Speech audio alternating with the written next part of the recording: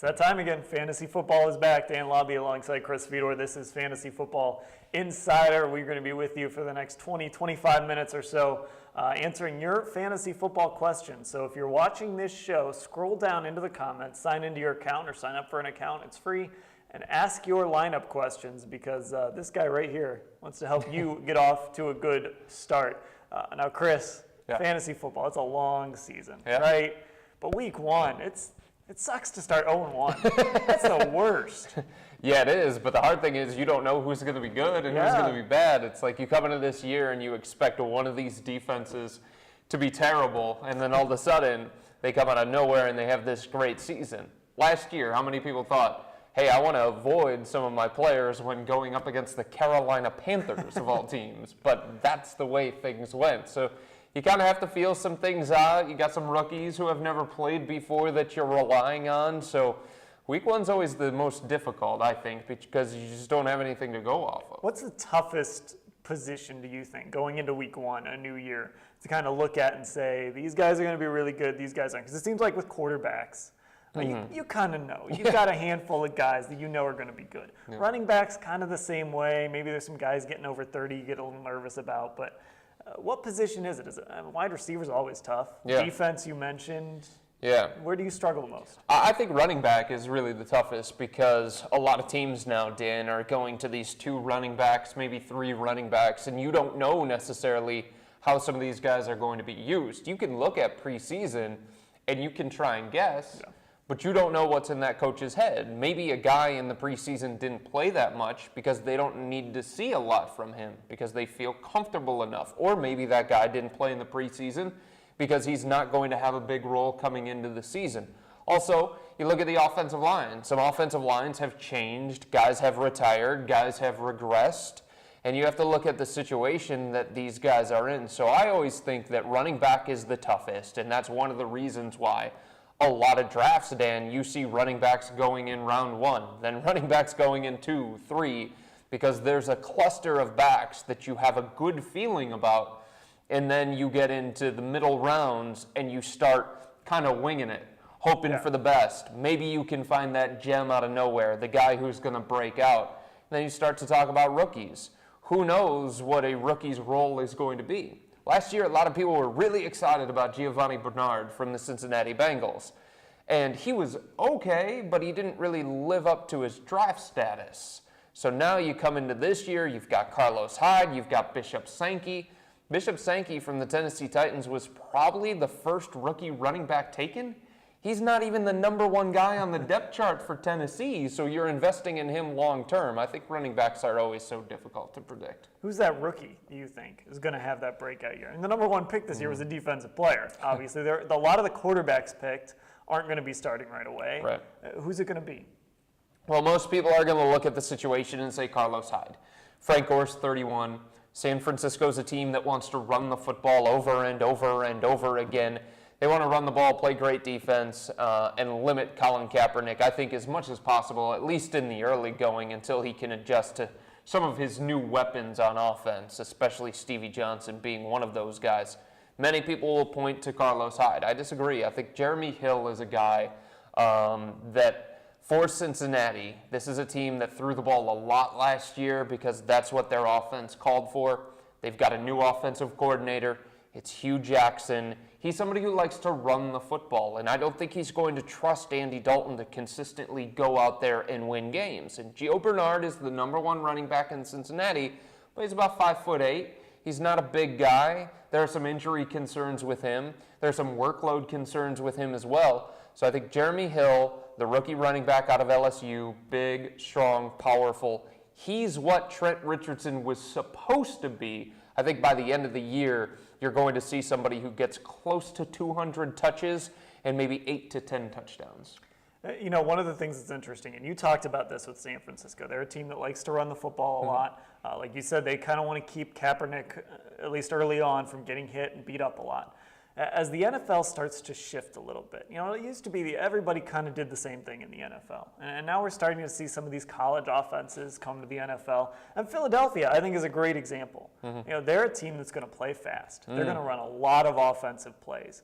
Does that make guys from Philadelphia maybe a little more valuable? Like, let's say the third or fourth receiver from Philly is a little more valuable than, say, the third or fourth receiver from Cleveland, obviously. Well, I think the thing that you know about Philadelphia is that they're going to run the ball, they're going to run the ball some more, and they're going to run the ball some more. And they have LaShawn McCoy, and he was probably the first overall pick, at least a top 3 pick in most fantasy drafts. But they also went out this offseason, they brought in Darren Sproles, so he's going to get some work as well.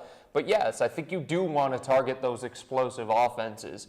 Anytime you can have the number 3 wide receiver from Aaron Rodgers, that's probably better than the number 2 option on a team that has a shaky quarterback. Like, for example, do you want Andrew Hawkins, who is the number 2 wide receiver probably here in Cleveland, maybe the number 2 pass-catching threat behind Jordan Cameron when he's got Brian Hoyer throwing to him? Or do you want Jarrett Boykin, who's the number 3 wide receiver, probably the number 4 option overall on an explosive team like Green Bay? I'd rather have Boykin. You can do the same thing with the New Orleans Saints and the Denver Broncos and the Detroit Lions. So yeah, I think one of the keys in fantasy football, Dan, for sure, is trying to find those offenses that you think can put up 30 to 40 points and get as much value out of those as you can. Pick as many guys from those teams as you can.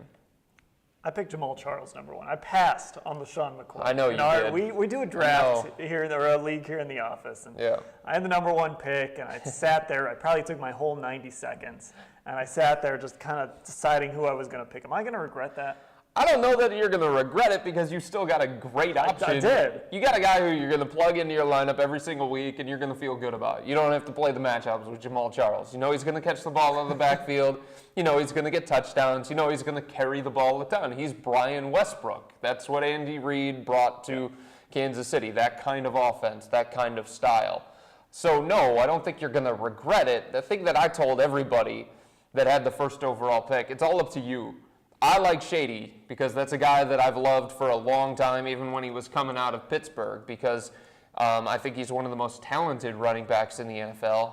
He's got Chip Kelly as his head coach.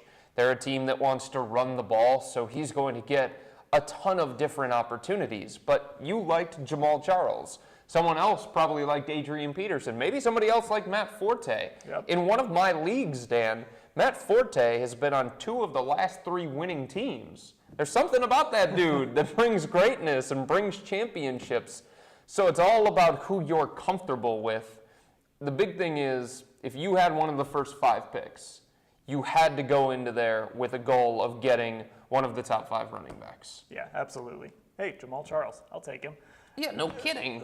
I'm just curious, as you've kind of gone through, and I'm sure people have been asking you advice, I'm sure you've seen some drafts here and there. Is there a number 1 pick that you've seen that's just kind of floored you, that's been like, why in the world would you take that guy number 1? Well, I saw Peyton Manning go number 1 in one of my leagues, and that's just baffling to me. And it doesn't mean that Peyton Manning stinks. Everybody knows how good Peyton Manning was last year. Set record after record after record. But to ask him to duplicate that and outscore Drew Brees and Aaron Rodgers and all the other quarterbacks that you can get a little bit later on and you can capitalize on that value, I think that's a little bit too much to ask, honestly. And I think when you go with Peyton Manning with your first overall pick, that means you passed on one of the top 5 running backs, one of those elite talents at running back. And the gap between the first 5 running backs and the next group, to me, is a lot greater than the gap between Peyton Manning to Drew Brees, and then Aaron Rodgers, and then Matthew Stafford. So I don't think you maximize the value of the first pick by going with Peyton Manning. It doesn't mean that he's not going to score. He's probably going to be the number 1 scoring quarterback. But now what are you going to have left at running back? Your number 1 running back might be a guy like Rashad Jennings, maybe Steven Jackson. Maybe you're willing to roll the dice on Gio Bernard in his 2nd season. And I just think that's way too much of a step back from the first 3 guys, Peterson, McCoy, and Charles. All right, we're going to get to your starts and sits, your sleepers, things like that here momentarily. But there's some interesting matchups. We talked about this a little bit last year, I think. Tonight is a great example at quarterback. You've got Russell Wilson against Aaron Rodgers. Those are 2 pretty good quarterbacks. From a fantasy standpoint, though, they're very different quarterbacks. Right. Russell Wilson probably isn't a guy that you want to, maybe you want him as your starting quarterback, but I don't know. There's probably a lot of quarterbacks fantasy-wise that would be better than Russell Wilson, whereas Aaron Rodgers, if you've got him, no-brainer. Every week, you're starting him. Yeah, they call it fantasy football. They don't call it real life football. And there are certain quarterbacks who are just better in real life than they are in fantasy. Andrew Luck is another That's guy. another one. But Russell Wilson, the thing about him is that it's a run-based attack offensively for Seattle, so he doesn't get as many passing attempts as some of these other guys. And he's on a great team. And if he's on a great team, that means they could run away with games. And that means a lot of handoffs at the ends of games. It's funny, you usually want a quarterback on a team that's kind of middling. Like Dallas is a pretty good option to take your quarterback from. First of all, it's Tony Romo, but second of all, their defense is atrocious. It was terrible last year, and they don't have their best defensive player for the entire season, Sean Lee, the inside linebacker, so they're going to be behind in a lot of games, and they're going to be throwing in a lot of games. And you can rack up those garbage time touchdowns, those garbage time stats. Russell Wilson, you're not going to be able to rack those things up. On the other side of that, though, when you talk about Aaron Rodgers, he's going against Seattle tonight. Wilson's going against Green Bay tonight. Some people would start to think, hey, let me take advantage of the matchup here. Not in week 1. You did not draft Aaron Rodgers in round 2 or round 3 to put him on the bench. I've always said, Dan, always start your studs. So that would be aces. Aces is my new motto in fantasy football. Yes, big aces, and the Y is kind of silent. But that's how you have to approach this thing, because you don't want to be the guy who puts Aaron Rodgers on the bench because you get tricky with matchups. And then you watch Aaron Rodgers go for 3 or 4 touchdowns or something like that, and you're like, why did I really start Andy Dalton over Aaron Rodgers? So just don't do that. Yeah, okay, so my quarterback is Matthew Stafford. Right? I got Carson Palmer on the bench. But there wasn't a lot doing with backup quarterbacks, but you can live with Carson Palmer having a big game on your bench. What I don't want to do all season long is have Matthew Stafford sitting on my bench and thinking, why didn't I start him? Yeah, not every single decision that you make in fantasy football is going to be right.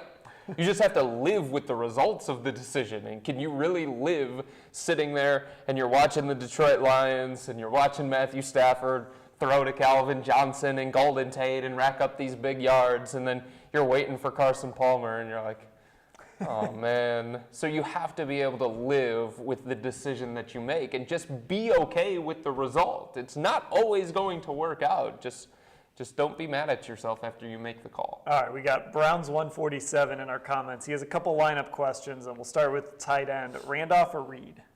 Rudolph? I'm guessing? Oh, yeah, sorry. You're right, Rudolph. Kyle Rudolph. Randolph, and I just read it like that. Kyle Rudolph, to me, is ready for an explosion this season. There are a lot of things to like. First of all, he's playing against St. Louis. If there is a weakness for St. Louis on defense, it's in the secondary. Their front seven is as good as anybody in the NFL, but the secondary, I think it can be had. He also has Norv Turner. Norv Turner takes tight ends and turns them into stars. Yep. He did it with Antonio Gates in San Diego. He did it last year with Jordan Cameron. So I think this is the year that Kyle Rudolph explodes and he returns to the form that he showed a couple of years ago when he was close to double-digit touchdowns. He also worked out this offseason with Larry Fitzgerald, lost a lot of weight. So I'd go with Rudolph just because I think there are too many questions right now about RG3, his health, his mechanics, the offense in Washington, what it's going to be like, who it's going to feature, because they do have a new head coach. They do have a new system, and Reed is somebody who is still a little bit dinged up. So I'd trust Kyle Rudolph more in this matchup. Quarterback situation, and Browns 147. I don't know if these are the two quarterbacks you have. I don't know if I like having both of these guys. Okay. Alex Smith or Andy Dalton? Oh, boy. Andy Dalton's not horrible, Dan, because he was a top 10 fantasy quarterback last year. I think he was top 6, actually. But things have changed. Again, we talked about the new system offensively for Cincinnati. They're going to try and run the ball. And the other problem with Andy Dalton this weekend is that he's playing against Baltimore. Now, Baltimore is not nearly the defense that they once were. Everybody understands that. But in 2 games last year against the Ravens, he threw 7 picks. Oof. Yeah, you do the math. Ouch. 2 games, 7 interceptions. That's not good. He doesn't have a great history against the Baltimore Ravens. Dan, sometimes there are just teams that you play against and you don't bring your A game and you're not at your best because of what they do defensively, because of some of the other guys that are lining up against you defensively. So I'd try and stay away from Andy Dalton just in this kind of matchup. It doesn't mean that Alex Smith is great, but he just got that new contract extension. He's playing against the Tennessee Titans. Tennessee made some changes this offseason. Even though he's without Dwayne Bowe, there's a chance that he still has a better game than Andy Dalton. Give me your sleepers this week. Who are the guys that maybe aren't in lineups that should be? Well, Geno Smith is a guy, Dan, that I have liked since he came out of West Virginia. Everybody knows that I like Geno, but here's the thing about him, okay? In 3 of the last 4 games that he played at the end of last year, New York went 3-1, and Geno had 7 combined touchdowns and just 2 interceptions. So that was a guy who got better as the season went on. And he's had a really good preseason. Remember at the beginning of this offseason, everybody's like, oh, Michael Vick is there in New York. Geno better look out. Nobody's talking about Michael Vick now. The job is Geno's. The team belongs to Geno Smith. And I think it's a good matchup playing against the Oakland Raiders. He's got a new weapon in Eric Decker. He's got a new running back in Chris Johnson. I expect this year, Dan, Geno Smith to be a top 10 fantasy quarterback. And before you say, no, it's not going to happen, think about his rushing numbers. If he gets 40 yards rushing, in some leagues, that equates to a passing touchdown. If he gets a rushing touchdown, that's worth more in some leagues than a passing touchdown. If you're in a league where it's only 4 points for a passing touchdown, 6 for a rushing touchdown. So because he's got the legs, he's got the ability to pile up rushing yards and passing yards, and it's a good matchup against Oakland, I think Geno Smith is a sneaky play this week if you've got a shaky quarterback situation. Who are guys that you think a lot of fantasy players are going to have in their starting lineup that they should maybe rethink?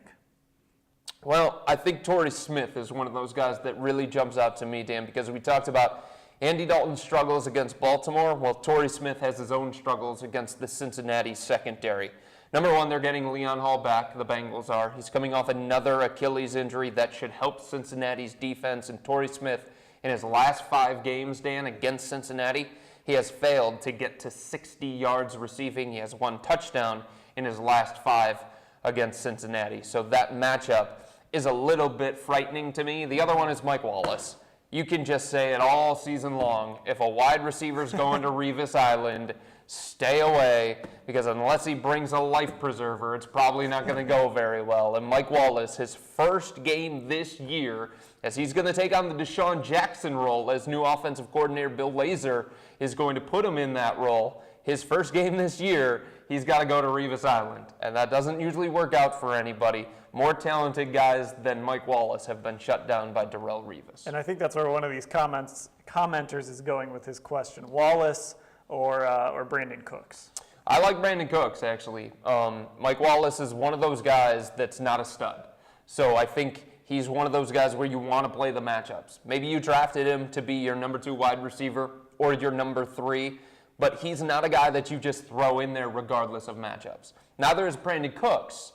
So what you do is you look at the situation and you say, okay, Wallace is playing against Darrelle Revis. Cooks is a rookie. You don't necessarily know what his role is going to be, but he's playing against Atlanta. Atlanta's dealing with some injuries on their defense, and their best cover corner, Desmond Trufant, he's probably going to be on Marcus Colston. Maybe he's going to be on Jimmy Graham. So that could allow opportunities for a guy like Brandon Cooks to be well on his way to Offensive Rookie of the Year, which is, I think, where he's headed. JJ247, he's asking you to list the top 10 rookie running backs, wide receivers, and tight ends. I don't know. Might be going a little deep there. But just give me, we talked about running back a little bit. How about wide receivers and tight ends? Well, Mike Evans is another wide receiver that you have to look at. Tampa Bay, he's playing opposite Vincent Jackson, so that means that the opposing defense can't key on Mike Evans the way that I think opposing defenses are going to be able to key on Sammy Watkins. I mentioned Brandon Cooks. I think he's going to be the Offensive Rookie of the Year. He's got Drew Brees throwing him the ball. He's got Marcus Colston and Jimmy Graham to take pressure off of him. So maybe some people are going to forget about Brandon Cooks. Running backs, I mentioned it. I like Jeremy Hill from Cincinnati. Carlos Hyde is somebody that you might even consider putting in your lineup this week because he's playing Dallas. Everybody that plays against the Cowboys, you want to start. That's Frank Gore, that's Carlos Hyde, that's Colin Kaepernick, that's Michael Crabtree, that's Vernon Davis. That's how bad Dallas's defense is going to be. And I think by the end of the season, Dan, people are going to be rewarded with 2 guys. I think Bishop Sankey from the Tennessee Titans, I think he'll overtake Sean Green for that starting job at running back eventually. And I think another one to look out for is Devontae Freeman in Atlanta. He's probably the number 3 running back right now behind Steven Jackson. But I think by the end of the year, Steven Jackson, older, been dealing with hamstring injuries, not just this offseason, but going back to last year. Freeman could pay dividends at the end of this season. All right. Who are you starting this week? I want to know what you've got going on What do your you mean? fantasy team. I got 4 Who's teams. your sneaky start? I got 4 teams. Give me some of your sneaky start. That you're thinking on Monday, you're going to be like, yeah, that's right. That's who I started. Shane Vereen is a guy for me, Dan, that I'm very, very high on this year. Stephen Ridley, somebody I was high on last year, but he fumbled his way out of opportunities and fumbled his way into Bill Belichick's doghouse. That's a place that you simply do not want to be. Vereen can catch the ball, and he can run the ball effectively. And he's playing against the Miami Dolphins. In Miami, their best run defender from last year was Paul Soliai, and he's now in Atlanta playing for the Falcons. So I think Vereen has a chance to be a breakout star in fantasy football, maybe even a top 10 running back in fantasy football. I think it starts this week because I just don't think New England can trust Stephen Ridley if he's going to continue to put the ball on the ground. Somebody else that I think could be a breakout candidate this year, could be a top 5 fantasy running back this year, and I think it starts this week against the Indianapolis Colts, Moneyball of the Denver Broncos. Right. Look at what Noshawn Moreno did last year. He's not all that talented. I think everybody knows that about Noshawn, who they are now calling Doshawn because he's a little bit chunky there in Miami. But it's just the threat of so many other weapons in Denver. You know, you have to account for Demaryius Thomas and Julius Thomas and now Emmanuel Sanders and that Peyton Manning guy who's pretty good at football. You forget about the running game, and Moneyball is somebody that I think is going to benefit the same way that Noshawn Moreno did last year. Going back to the Patriots, they always scare me. Their position players scare me. Unless it's Tom Brady or Gronk, I tend to stay away from them. That's a fair point. For so long, so many people stayed away from the Patriots running back. But the year that you do stay away from that situation, you're going to have somebody who has a pretty good year. And Stephen Ridley, not last year, but 2 years ago, had a pretty good year. And for so long, Dan, so many people said, I'm staying away from Mike Shanahan running backs. And then what happened? Alfred Morris, a couple of years ago, explodes onto the scene, and he helps people win a fantasy championship. So I understand where you're coming from. There are certain situations that make you nervous, but I don't think you can stay away from them altogether. Sometimes you have to look at the talent that the guy possesses, and to me, Shane Vereen is a very, very talented guy. Take Jordan Cameron out of the mix. Are there any Browns players that I want in fantasy football? Well, Ben Tate, because the Browns are going to do it 80s style, and they're going to try and run, and they're going to try and run, and they're going to try and run some more. So many people during the preseason, Dan, they were like, I don't know if I really want Ben Tate because he fumbles and he gets injured. And that's true. Those two things happen. The other thing that people pointed to, they said, I don't really want Ben Tate because that Terrence West guy. The Browns invested a 3rd-round pick in running back Terrence West. Well, they also invested a lot of money in Ben Tate, though. That's the thing. And Terrence West in the preseason, he didn't look so good. Ben Tate in the preseason, he did look good. There's a strength that the Browns have on offense. It's their offensive line. They're going to open holes for Ben Tate. They're going to make things easier for Ben Tate. He's playing against the Steelers. This is not 2006, 2007 when the Steelers had this great defense. I mean, they got 5 new starters or something like that on defense, and none of them are really that intimidating. They don't have Casey Hampton. They don't have James Harrison. They don't have Lamar Woodley. So I think Ben Tate has a chance to be one of those guys who changed teams in the offseason and then rewards owners if they took a shot. Okay, last question. We're going to go to the comments. What's your outlook on Jordan Matthews in Philly? I think he's dealing with a numbers game right now. First of all, Philly is a team that wants to run the ball more than they do want to pass the ball. And if you're talking about just like overall targets, I think you're going to have to wait to the end of the season. He's somebody you want to stash because Riley Cooper is somebody who is relatively unproven. Jeremy Maclin is somebody who hasn't shown that he can stay healthy. But coming into the season, for Philadelphia, it goes like this, Dan. It goes LaShawn McCoy, the number 1 option on offense. I would say that Jeremy Maclin is probably the number 2 option on offense. Then you get to Darren Sproles. Then you get to Riley Cooper. Then you get to young tight end Zach Ertz. And then you get to Jordan Matthews. So early on, I think he's going to be a little bit too inconsistent because he's not going to have the same opportunities that some other guys are. All right, that'll do it. Week 1 of Fantasy Football Insider in the books. We'll be back here every single Thursday at 12:30. We'll answer your lineup questions. We'll go through the winners and losers from the week before, and we'll just generally talk fantasy football. Good luck this week. Get that season off to a good start. You're going to start 4-0. You're at 4 leagues? You're going to go 4-0? I can't guarantee 4-0. I'm feeling good about my teams, All right. but I've got Troy Smith, one of our entertainment reporters. oh, I thought you were going to say. No. I was like, you're in the wrong year here, buddy. You're starting Troy at I'm quarterback. playing our entertainment reporter, Troy Smith, this week. So, All right. got to be an entertainment guy, right? Yeah, I would hope so. Oh, Although his team was pretty good. he's good. His team He's was good. pretty good. I liked it. All right, we will talk to you next week. For Chris Fedor, I'm Dan Labbe.